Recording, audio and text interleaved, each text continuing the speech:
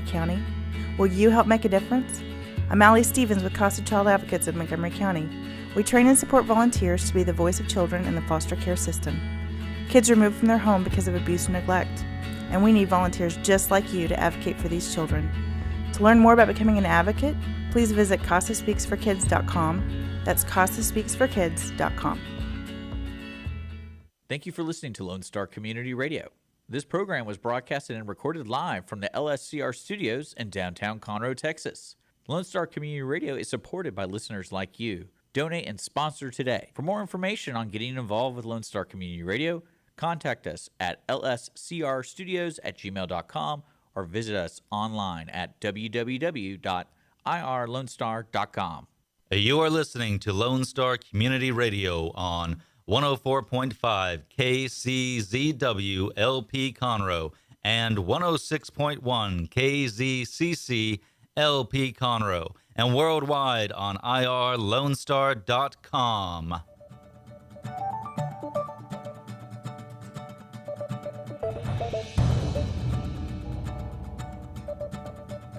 Good morning, ladies and gentlemen, and thank you for joining us here on this edition of the Weekly Business Hour. I'm Rick Schisler. I'm the host of the Weekly Business Hour. I'm also a Silver Fox advisor and the founder of OneBestConsult.com. Radio station Lone Star Community Radio host our program and broadcast it. They are located in downtown Conroe, Texas, which is here, if you don't know, in Montgomery County, Texas, one of the fastest growing areas, quite frankly, in the United States. Business is good. So it's nice to be in a place where people in business are growing and challenged by all the things that come with growth. And we talk about that a lot. Lone Star Community Radio, so I don't forget to mention it, it's a nonprofit community radio station. We need donors, sponsors. I'm a volunteer here. A number of volunteers do other types of shows and different interests. I encourage you, check out the website at irlonestar.com. And if you have the ability, please donate because that's what keeps us alive and broadcasting. Over 12 years now, we've been on the air. Encourage you to join the community here too, and that's one thing that we do. We're a community. That's what community radio is about. All parts of the community come together. They have an opportunity to get the word out, and they can use the radio station and broadcast basically free. There's no cost. So if you have an idea, you have a program, you have an expertise, and you think you would like to share that with Montgomery County, Conroe, Texas, Harris County, and quite frankly, in the case of the Weekly Business Hour, people all around the world, then please contact the station. And that's contact Dick, D-I-C-K, at irlonestar.com. That's Dick at irlonestar.com. Quick thought as we kick off the program today. In my news bit here, it's getting like every week is the Washington week. I mean, what's going on in Washington has really got our country captivated. Good or bad, people are paying just so much attention. And the thing that I picked up last week that's interesting to me is the tax bill. And there's a lot of talk about what we're going to do, what the Congress and the President are going to do with the 2017 tax cuts. And most of you who are listening picked up some kind of advantage in the 2017 tax cut, whether it was in the business directly or you personally. So what happens with those tax cuts? If nothing is done, then we go back to the old way, which inevitably means most, if not all of us, will be paying higher taxes. Again, either through our business or personally, or perhaps even both.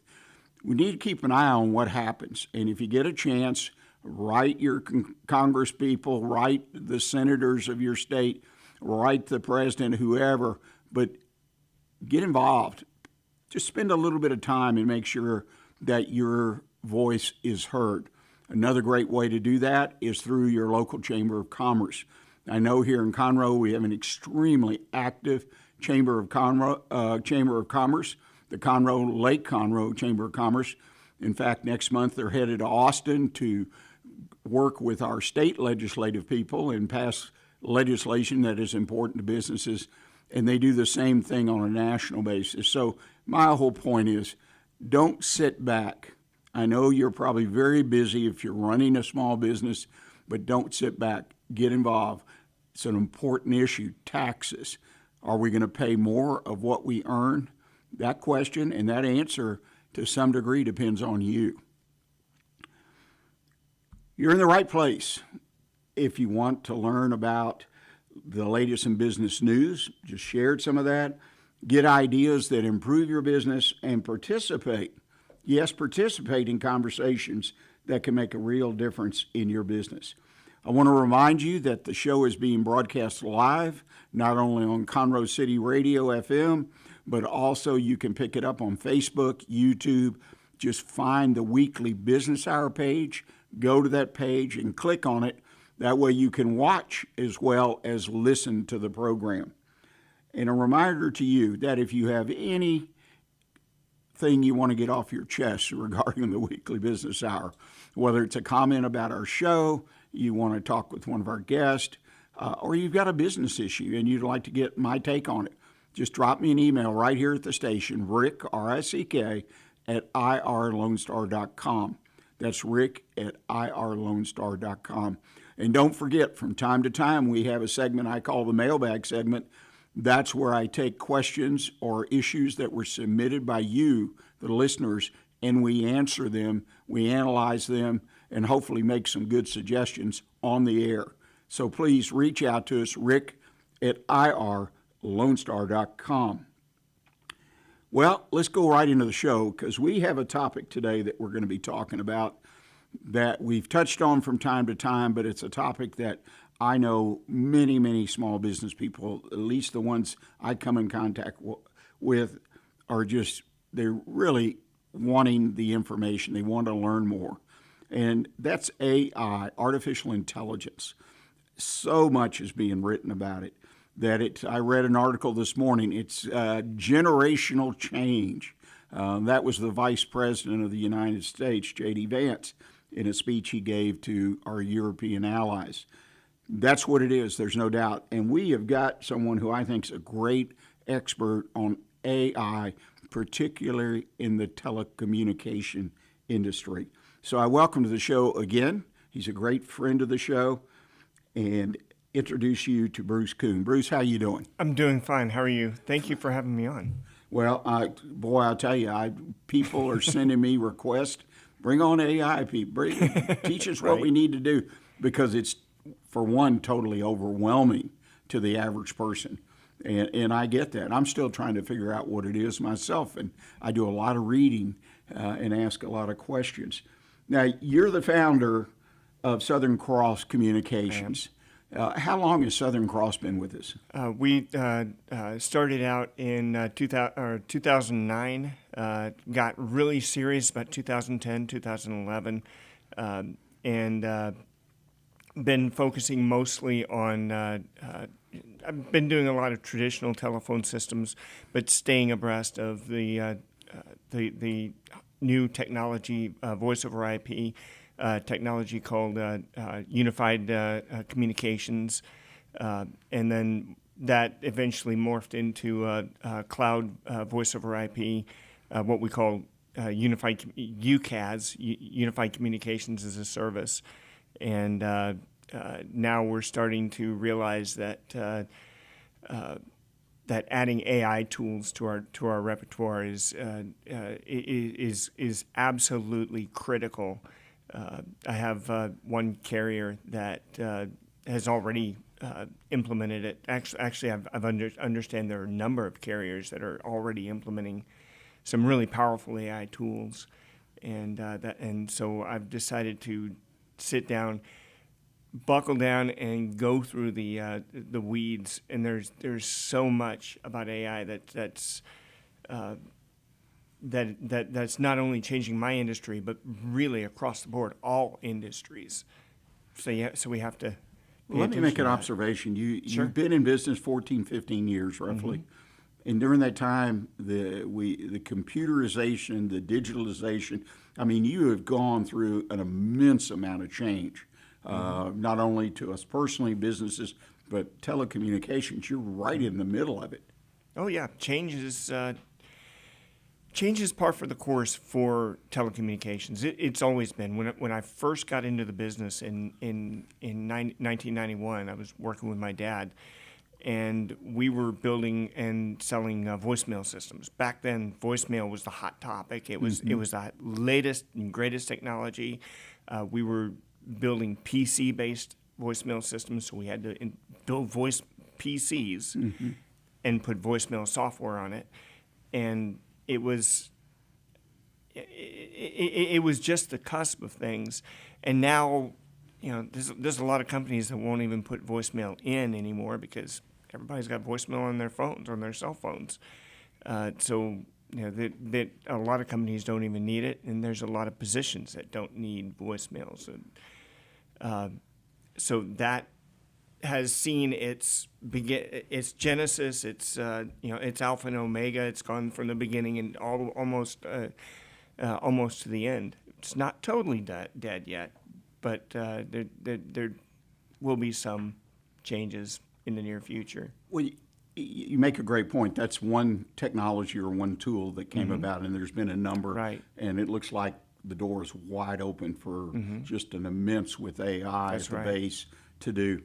Make an observation. Small businesses, their communication tools, whether they be email or texting, or even if a business is small in numbers of employees or customers, these tools can really make a difference in their business.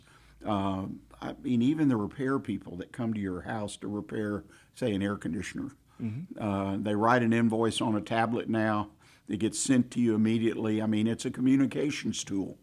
And but I see a lot of small businesses uneasy, afraid. I'm not sure what the main reason is. They don't want to adapt or adopt some of these technologies that could really make a difference in their business, make them more efficient, more accurate, allow them to cover more or less ground, depending on which way they want to go. Just what do you say to small business people? That's been the challenge from the very beginning. And when we were first selling voicemail systems, I would have executives say, "No, we're a people-centered company.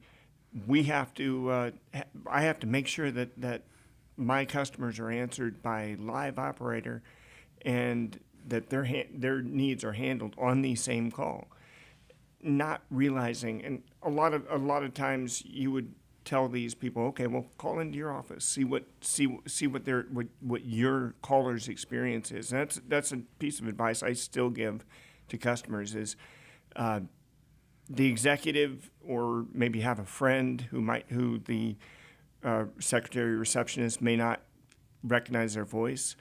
Call into the office and see what your customer experience is, and that's even all the way up into the AI technology. That's what it's all about. Is what the telecommunications is all about is customer experience. What is it's shorthanded to CX. So what is the CX for your business? You hit on something that's really what people should be focusing on, in my opinion. Yes. Is the customer experience.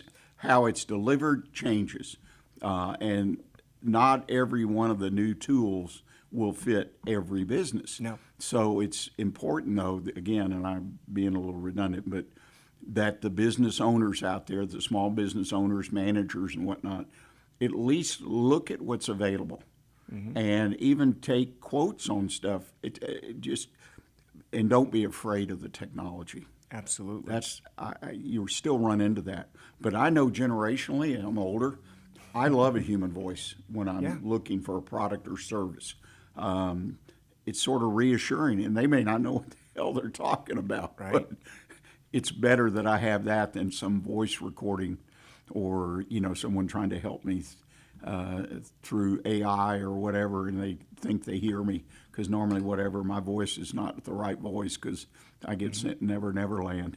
So Right. it's interesting. So the human voice is an element that needs to be carefully considered. Absolutely. Particularly if you're selling to an older generation in the market. Younger generation, I don't know. They grew up with text messaging and emails. And I actually had one of my sons tell me some time ago, when texting was coming about, he says, "Don't send me an email." And I'm saying, "What? Email's relatively new. It's effective. It's efficient." He says, "No, it's texting. That gets immediate response. I look at it. And the emails I might look at once or twice a week." I said, "You've got to be kidding me. You've trained your customers." But he says, "No, texting. That's what I personally have decided will be the main tool that I use in my business." That's right. And anyway, it's really interesting. Well, let's switch gears now. We're coming up on a break, but AI, that's what we're here to talk about today, an extension of this technology era that we're in, particularly with phones. In fact, I wanted to ask you, when was the last time, if you can recall, that you sold a telephone system 2 cups and a string? Maybe elementary school. I don't know. You remember those? I do remember those. And they 2 worked. cups. You got a If you little did it right, button in the they middle. worked. Yeah. Uh-huh. I think Alexander Graham Bell and Tom Edison and other inventors of that era probably worked with that concept, at least to start with, and At what can we least, do? But in all seriousness, AI, what is it? What is AI really? Well, there's a popular definition that it's kind of a silly thing, but it's the definition goes like AI is defined as cool stuff computers can't do. I think that's kind of a fun, whimsical type definition, but it's not very useful. And at some point, the technology, and yes, at this juncture, it might still fit, but at some point, we're going to have real thinking machines that can can reason, in some cases even out reason human beings. So my preferred definition, it's a branch of computer science that and I've got it written down right here. I'm trying not to look down and look at it, but it's a branch of computer science that enables computers to think and reason and behave like human beings. Basic stuff. There's a lot of it. Some branches of the technology deal with pattern recognition. Some branches, and actually that's really at the core is of what the technology is about, is pattern recognition. It's the current iteration is basically based on what we call machine learning and neural networks. And what neural networks is it's software that mimics the operation of the human brain. When I was younger, I had I had a friend who, when we discussed what we did for a living, she mentioned that she was a programmer, and this was back in the mid '90s. She was a programmer, and she was working on AI,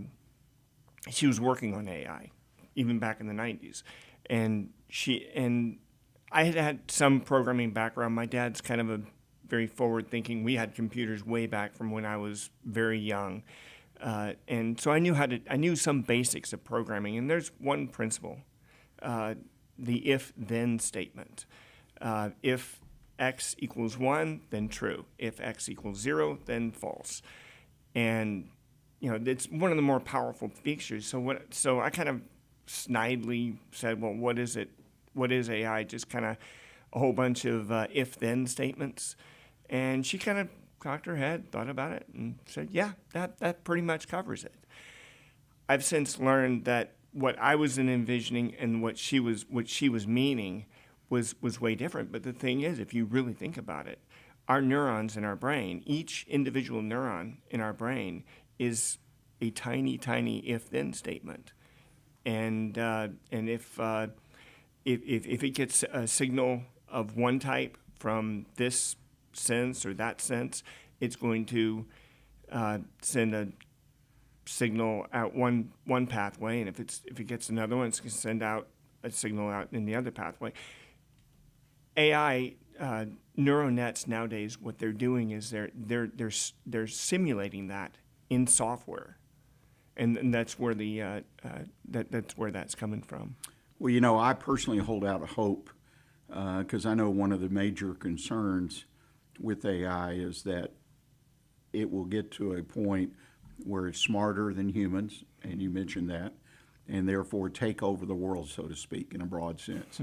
But when I think about our brain and how complex it is, and I also think about how we make decisions, especially critical decisions, I don't think you can mimic that. You can do all the what ifs if you want, but even in the sci-fi movies, if you will, the human being that's challenged by the computer somehow figures out how to shut it down or do something different, even though it's supposed to be bulletproof and the end all be all to that kind of thing. And I think that critical thinking, creative thinking, is something that the human brain, as long as we continue to evolve, is always going to be a step ahead. And it's really interesting. But in the meantime, we have lots of tasks and lots of jobs in the business marketplace that can be done to some degree, partially or more completely, or be completely done by AI. And that's sort of the big thing I read about now, is how many people are going to be displaced by AI. And instead of saying how many people will have to work in a different field, maybe even related to AI, they're going to have to retrain themselves. And the funny thing about that is I remember back in the 80s and 90s, and even into 2000s, when we were having this major shift in production, in manufacturing factories in the Midwest, and it was going overseas, and you had thousands of people that had worked generationally in some cases in the steel plants and in this place and that place, and their jobs were gone. And the bottom line is if they were young enough, they were retrained. They had to go find a new vocation, a new area, and it had a tremendous impact. Don't let me miss that on the particular areas that were directly affected. Still have some towns and cities and areas that are still adversely affected by what happened 20, 30 years ago. Right. AI is going to be the same, but I think the real ace in the hole for that is that the digital world now.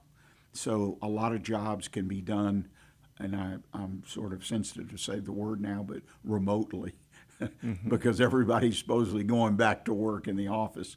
But that's another story for another day. Yes, it is. But I think the opportunity to develop some really fine, useful tools using AI for almost every business exist.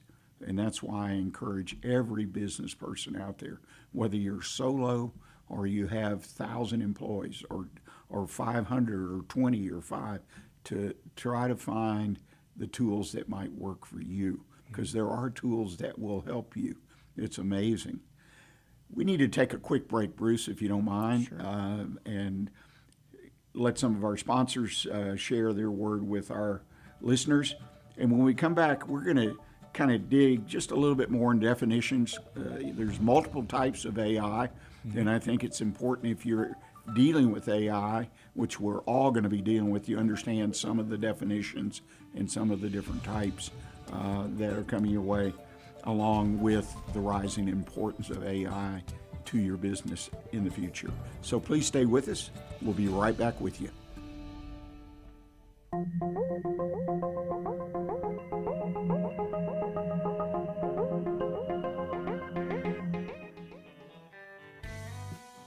Our talk shows and music shows are looking for sponsors. Want to expand your brand awareness?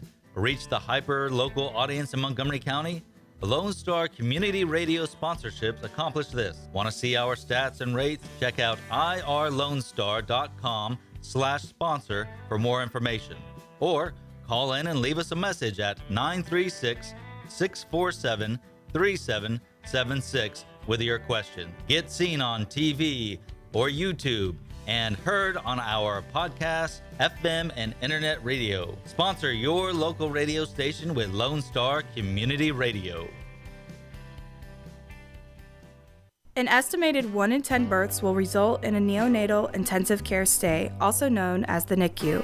Overnight, a family can find themselves and their newborn baby in a critical situation. The Mila Foundation financially and spiritually assists families in need. If you would like to volunteer or become a monthly sponsor, please visit us at www.themilafoundation.org. Again, that's www.themilafoundation.org, because every life matters. Hey y'all, it's DJ Mike from Dan Simon, Texas. Join me Monday through Friday at 8 a.m. as I count down the top 10 Texas Red Dirt songs that are packing the dance floor. I'll be featuring local artists and the story behind the hits, shows in the area, as well as new songs that make you want to dance. It's Dance Time in Texas with DJ Mike on Lone Star Community Radio, 104.5 KCZW and 106.1 KZCC, Conroe, Texas, or online, irlonestar.com. Welcome back, ladies and gentlemen. You're listening to the Weekly Business Hour, and I'm here with Bruce Kuehn, the founder of Southern Cross Communications, and we're having a discussion, I think a very, very important discussion for all of the business people out there. It's on AI and its impact on telecommunications specifically. The telephone started with 2 cups and a string, right, Bruce? Pretty much, yeah. And look where it's come today. It's amazing. Let's go back to, we were talking about AI, and I think it's a good time to kind of dig just another level or two. I don't want to take people down into the mine itself, because that's where all the brainiacs go, as they say. But let's go down another level. There are certain definitions, or you had another word for it, generational names for AI, and I think it's important always when you're trying to understand something new that you understand the definitions that are being used. So take us through that, if you would, quickly. Well, our first generation of AI is what we call ANI, automated narrow intelligence, or artificial narrow intelligence. What that is, and if you're looking at ChatGPT or Google's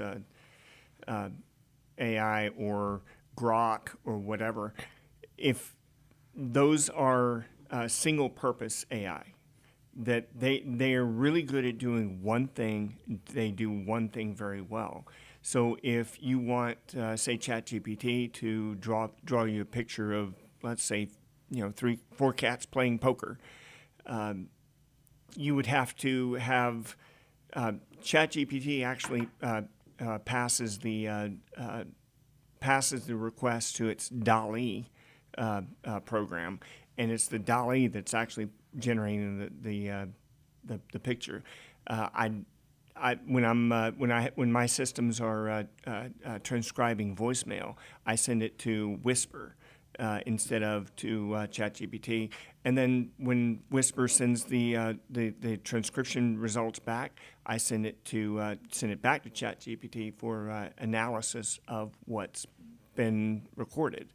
So, it's in some sense you have multiple things, like for example, you are a dad.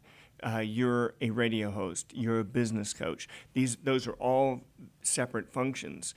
For an ANI machine, they would have to separate those functions out among, Rick the father, Rick the radio show host, Rick the business coach. Then there's AGI. Some people are saying that we are about to start seeing AGI. That's artificial general intelligence, and that more mimics the way the human beings think. It's more like how you and I are, and an AGI can be a radio talk show host. It can be a father. I don't know about father, but not yet anyway. But the point is, AGI is one application that can do a whole bunch of different things, and it can draw the pictures. It can transcribe the audio. It can do all of these things all from one platform and one application. Would it be fair to generalize and say that's the thinking, the generation that provides software that can think through problems, solve problems? Exactly. Whereas the previous generation was analyzing voice and transcribing it to text. So now we're on the cusp, it sounds like, of software, and this is why everybody's buzzing, that they're concerned about what does this all mean. Right. Okay, so that's interesting. So we're at step 2, so to speak. We're almost to step 2, and then there's some experts that say first quarter of this year, OpenAI, which they're the company behind ChatGPT, they're thinking OpenAI, including Sam Altman, who's the mover and shaker over there. They're thinking that within the first quarter of this year they will have achieved AGI. There are other experts that are saying no, it's going to be 3 to 5 years, but it's still coming. And then the third, and this is where we get into the whole Skynet question and the how, is ASI, artificial superintelligence, and this is where the human intellect can no longer keep up. It's doing so many calculations, so much happening so fast that there's no way that we can that we can follow and keep up with it, and that's experts are saying. Some experts are saying into 2025, but the more bulk of the experts are saying more 5 to 10 years, but certainly before 2030 for 2040. And all this is somewhat dependent on computing power. Absolutely. And that's why we're reading all the concerns about building these huge computer farms and the need for electrical power. I love reading those articles because I'm saying on one hand the country had a policy at the federal government level, at least, of controlling or actually reducing in some cases electrical power availability. Now all of a sudden we've got this. It's a huge demand if you look at some of the numbers, the point that I believe Microsoft invested or has made a deal to buy 3 Mile basically Island. 3 Mile Island. Yeah. And a lot of us will we remember remember those, yeah. Don't crank it back up. Well, Well, you kind of got to clean up the mess but first. they're going to crank it up again, folks, because of the need for power. So that tells you the critical balance is a lot of answers to questions just for the average person in thinking about that situation. So, well, that's interesting. So we're going through these different phases or generations fairly quickly, a very compressed period of time. I mean, we're talking 10 years from the first to the, depending on where you throw your dart in the last step or even the second step this year or 5 years from now. I mean, in the scheme of humanity, that's not much. It's a drop. And so we're going through this really fast. And so the concerns that some real people have about security and protection and it's real. I mean, it needs to be addressed. Yeah. And it needs to be effectively addressed. And that's where the real battle, in my opinion, is taking place, is to come to some kind of agreement, not only here but in the world, about what limitations. All I know about the human race is there are no such things as limitations. The human nature is to break through limitations. That's right. So I'm not afraid, but then Skynet and Arnold Schwarzenegger, boy, they were a challenging force. Yes, they were. If you've seen the movies. So interesting deal. Well, let's switch gear and talk directly about AI and business telecommunications. Talk to us about that and tell us where we are or where we might go in the next year or 5 years, whatever, in the telecommunications, particularly as it would impact small business? Okay. One thing that, I'm not sure if you're familiar with, have you ever heard of Google Voice? Yes. Okay. Google Voice for at least a decade has been using has been using an AI to transcribe voicemail messages. There have been memes online that show the kind of silly translations of this is what was actually said, this is how it was transcribed, and sometimes it can be really wild. But that's getting better and better as the technology progresses. Personally, in my business, I'm using OpenAI to do the exact same thing. We're sending up the like I said earlier, we're sending up the audio to Whisper. Whisper is doing an amazing job of coming back with very accurate descriptions of what was said in the voicemail messages. I'm working right now on doing the same thing with call recordings, so we'll send it up to Whisper, have Whisper transcribe the call recording, and then we send it back to ChatGPT and say, hey, can you give us a summary of this call? Can you provide for us an analysis? Is there anything that the agent could have said better or could have done better? And talking about using it to evaluate the job that, in this case, you mentioned agent, but it's right. The person answering the phone. That's right. It's when you get that little message that says this call may be recorded for quality purposes. That's true. You have to be careful, when, especially when talking about AI with agents, because AI agents has a very different connotation. Well, that's interesting. And those technologies are here. They sound like they're solid. The voicemail transcription. I want to read the text. I'll listen to the voicemail, but that seems clunky. If I can just see the text, it's quicker, right? And it's fairly accurate. The system's being used on my phone, and it is, in fact, getting better. I can tell the difference. Right. So those technologies are here now, and every small business should have that technology. At least the voicemail technology in their business. Absolutely. I've seen people that if you're out of the office, it sends you the transcription. So you get it immediately.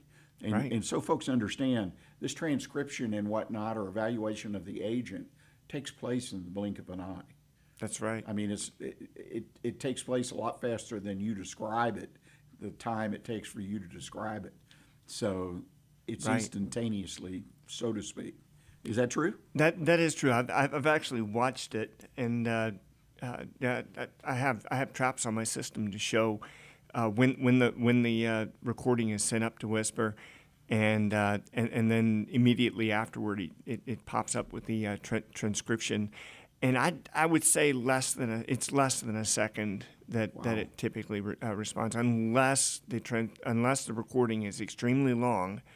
Then it might take a second and a half or 2 seconds, but it's pretty quick. So I didn't want people to have a misunderstanding, because the description takes longer than the actual function. I think so too. Yeah. Yeah, that's great. That's interesting. Well, what other applications are AI that are available in telephone systems today? There's a lot. Now I mentioned the analytics. That's when I first heard about companies using AI for telecommunications. There's a company called Net2Phone that my company represents. That they have a really strong analytics package, and it does all the things we mentioned. It even writes an email. It pulls out any if your conversation discusses, say, we'd like to have an appointment for next Friday at 5. My image for it was, okay, they said it pulls out the schedule, but and I was thinking, okay, well, I guess maybe it goes to your Google Calendar and populates or they also said it writes an email, and it does. It writes an email that would you send to the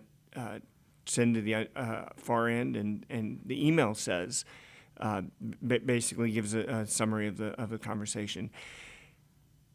One bit of caution that I would have for any business owner using those kind of tools: don't ever. It's possible to send those automatically. Don't ever do it because you're going to have spelling. My name is not pronounced the way it's spelled, and if I say I'm Bruce Kuehn, it's going to translate it as Keen.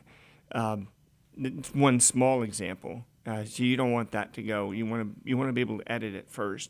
By the way, that's what I studied before I pronounced your name. You said Bruce Kuehn, so yeah.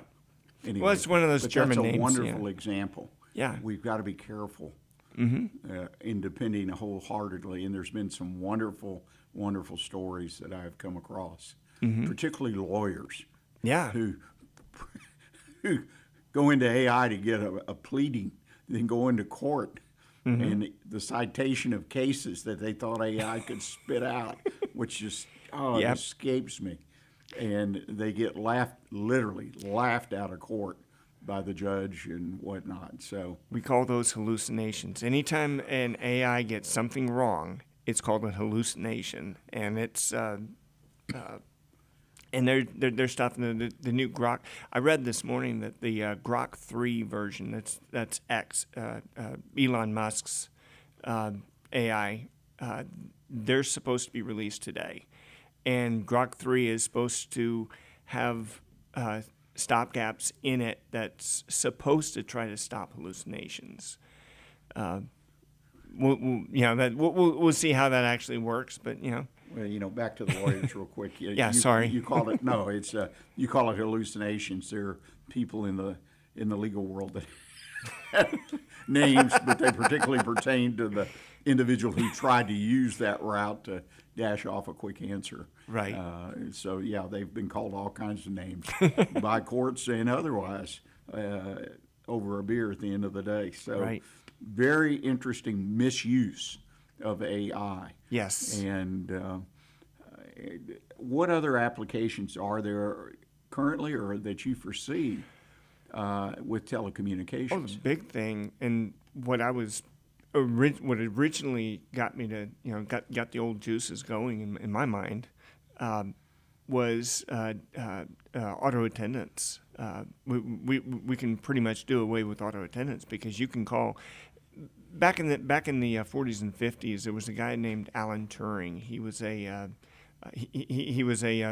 computer scientist, and he devised a test. It's called the Turing test, and basically it's you're in a room and you receive messages from two human beings and a machine. If the machine can fool you into thinking that they're a human being, it's said to have passed the Turing test. And I've had some conversations with AI applications that are pretty close. The only reason I knew they were AI was because there was a little bit of a pause between my question to it and its response that a human being wouldn't have. Other than that, I would never have known that I wasn't actually talking to a human being.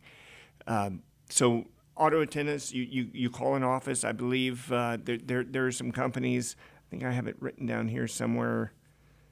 That might be on another page, but it's there's a technology company out in Europe that uses AI that uses AI chatbots on their websites. Delta Airlines, I believe they're experimenting with AI. You can call them. You can be talking to their computer and not even know that you're talking to the computer because the responses are apparently I've never done it, but my understanding is that they're already using it. Well, I would think in applications like that, and again, it could well be that small businesses can use it. Certain businesses, absolutely, like Delta, I call up and I want to check on some flights. I want to buy a ticket. that's a fairly limited amount of information. I want to fly from Houston to Chicago Right. on the 12th. What's available? Well, that's going to be 7-8 flights, assuming Delta. And so a machine could respond to that very quickly, check what the availability is, the cost, and Read it off, therefore yeah. eliminate an agent from taking those calls. Right. Which can be designated when you call, are you trying to book a ticket? Yes. And then it sends you right over to the machine. So Yeah. Eliminating the agent there is a real possibility in my mind. And you say they've probably already taken There- steps to test it and in the process of doing it. But the thing I want people to hear is that agent can be retrained to fill other jobs. That's right. And the larger companies, in my opinion, the smarter companies, if there is such a thing, are using that to take people that are already familiar and hopefully fit with their culture and move them into other areas and train them versus hiring someone, if you will, off the street. So Right. there's options out there for that. Small business guy, he's got a phone system. He wants the phone to work in and out. Right. Calls come in, calls go out. Right. Now, outbound calls in a small business today, maybe fewer inbound calls because of send a email, send a text if you got an issue, you want to return something. So Right. I got to assume that inbound calls have dropped off in general because text and email has replaced them to some extent. And web. There's also web capabilities too. Right. And I mean, most everybody I know, particularly like my wife, she buys things online. She deals online. She doesn't get on a phone and deal with someone on a rare occasion because of the frustration, quite frankly, that is connected with calling the Sometimes, company yeah. on the phone and getting to the right party. So, Well, I mean, if you're going to call somebody and they're going to tell you, no, I can't do that because the computer won't let me, why not just talk to the computer itself? Yeah. that's right. I want to speak to a supervisor. Right? I need your manager. That's Exactly. the desperation. What are some of the emerging trends? Let's talk about that, but we need to take our final break for the day. Okay. And we come back, we'll use, the engineer says we don't have time for a break. So let's just keep the conversation going. Okay. Emerging trends.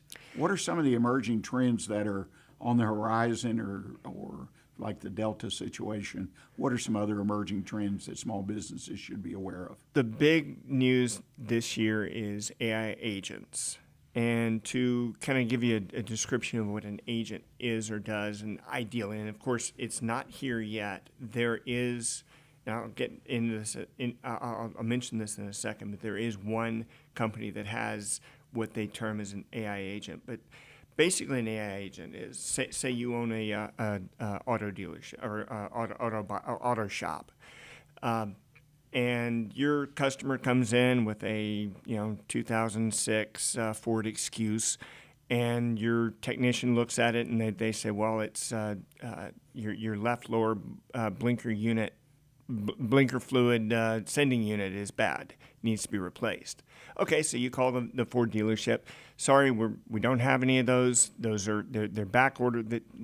They're back ordered for a year and a half. So now your service advisor has got to start getting on the phone, calling AutoZone and all the O'Reilly's and all the places. There's companies like Napa Auto Parts that don't have centralized databases that you can't go look online. So you have to call those places, small mom and pop places, and then if all else fails, you call junkyards. Try to find this sending unit. And so you've got your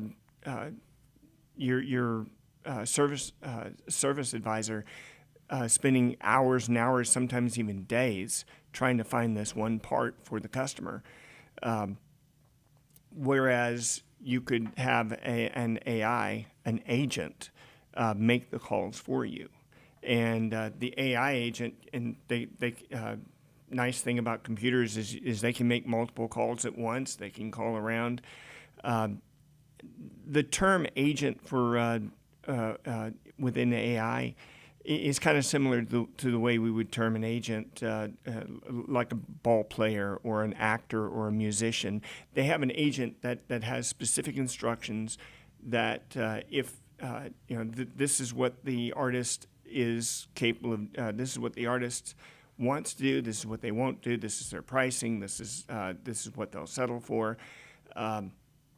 So the agent is empowered by the person to do business on their behalf, and that's essentially what an AI agent does. It's somebody who is empowered to call and say, okay, well, I found I found the sending unit in a junkyard out in Humble or whatever, and they're holding it for you.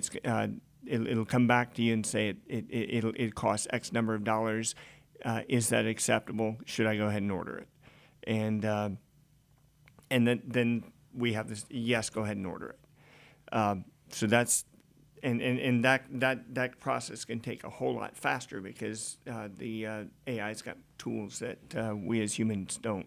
Well, don't you have. made a good point. If people have businesses where they need that kind of sophistication and help, is the fact it can be multiple calls at once, so it can call resources just in almost a Right. blink of an eye, at least Right. place the call.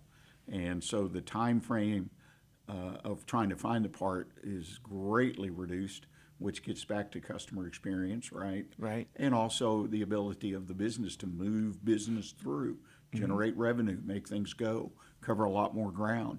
And as long as they have an efficient human workforce, it's a plus. Right. And it will eventually show up on the bottom line. Right. That's my opinion, as well as the top line. So that's what it's all about. I can't thank you enough, Bruce. There's lots more to talk about. There is. You and I talked about before we went on the air that this is a topic and a subject, particularly when you sit down for just a few minutes and think about tomorrow, next year, and the year after, of where the AI is going to take us. And currently, it's offering a lot of valuable tools in simple form, maybe like the agent looking for the part, but very valuable. When I think about AI, I think about robots doing a repetitive chore. Why not? I mean, it's repetitive, it's boring, but industry has been, in my opinion, a little bit slow to adopt that, and that's another particular technical race that I watch and smile and enjoy seeing how far it gets is the use of robots, and AI is realistically even more fun to watch because of its expansive potential capabilities. Final word, if you had one thing to convey to small businesses going forward about AI, what should they be aware of? What should they know? What should they watch to stay on top of things technically? Definitely going to have to keep an eye on what's going on. Everything is changing so rapidly that what's new and exciting today is going to be tomorrow is going to be obsolete. It's the way computing has always been. It's the way the phone business has always been. So yeah, definitely stay on top of what's possible. Keep close tabs on your keep close tabs. Talk to your phone vendor. Don't be afraid to reach out and say, hey, what new features can my system provide so that I can provide extra customer a better customer experience, so that my customers are not overwhelmed by the technology, but can be helped by the technology. It's a good point, and it may sound daunting to you if you're listening to this program to stay up on it, but you need to have, as always I say, and people say I get a little preachy, good vendors. Just like a good attorney, a good accountant, to have a great business, you need to have solid support. And your vendors, depending on what you sell or supply or utilize in your services, a good vendor is worth their weight in gold. That's an old expression, but the point being made. And they should be on top of, maybe not the latest, greatest that came out yesterday or as you mentioned, Elon's product today, but one that's been in the marketplace for a few months, or particularly in this case, I think, forward-looking. So if you put this in today and it'll do this and this, and I know we're all a little skeptical of being sold something that isn't proven, and I'm not encouraging you to be running on the edge, because many small businesses aren't geared to do that. But there are solid opportunities right now for every business in telecommunications that can make your business bigger, faster, more effective, and giving great customer experiences a level or two above where you are now, which means more money at the top, and certainly, if managed properly, more money at the bottom. Bruce, I can't thank you enough for taking time to join us today. I've enjoyed the conversation. I hope you consider coming back later in the year, and we'll kind of pick up some loose pieces, plus look back and see what has changed and what new things have popped up. I think it's something you got to stay in touch with, like you encouraged our listeners. So please do that. Ladies and gentlemen, if you want to get in touch with Bruce, what's the best way for people to reach out to you? Probably my website. It's southerncrossphones.com, and it's Southern Cross like the old Crosby, Stills and Nash song, and then phones.com. It's got all my contact information there. And by the way, my website was designed by AI. I have to hear that backstory. That is interesting. Yep. I'd like to hear that. Maybe next time you come on, we can talk about that. Sure. Ladies and gentlemen, again, thank you for taking time to join us today. I appreciate it. Again, if you have questions, comments about the show, or a topic that's concerning you, please send me an email. It's rick@irlonestar.com. And as I always try to encourage everyone, stay engaged in what's important in your business. Look forward to talking with you next week. Thanks.